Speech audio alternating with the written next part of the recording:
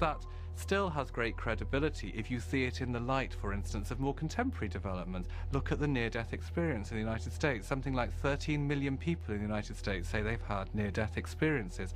They've seen this white light.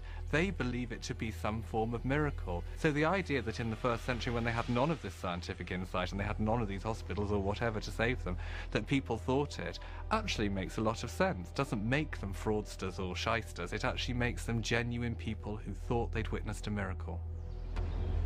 Whatever the circumstances, if Jesus was alive, then he and his disciples face a serious problem. If Jesus was placed in the tomb and somehow was revived, he himself would certainly think that was an act of the grace of God. I came right to the bars of death and was brought back. But now there's a practical problem.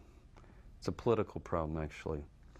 Romans basically do one thing to messiahs. They crucify them.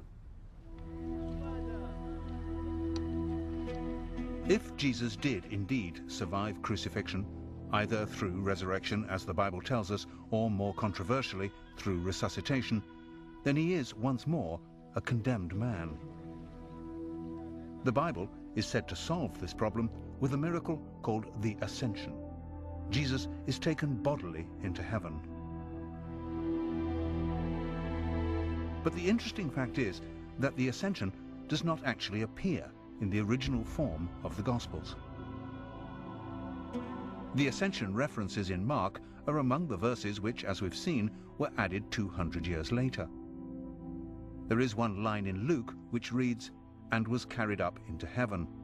But again, this does not appear in all Bibles. It was in fact inserted, simply because the Ascension is referred to in a later book of the Bible, the Acts of the Apostles, and it's always been assumed that Luke was the author of the Acts. There's no Ascension in Matthew, and John's Gospel ends with the enigmatic words, "and there are also many other things which Jesus did, the which, if they should be written every one, I suppose that even the world itself could not contain the books that would be written."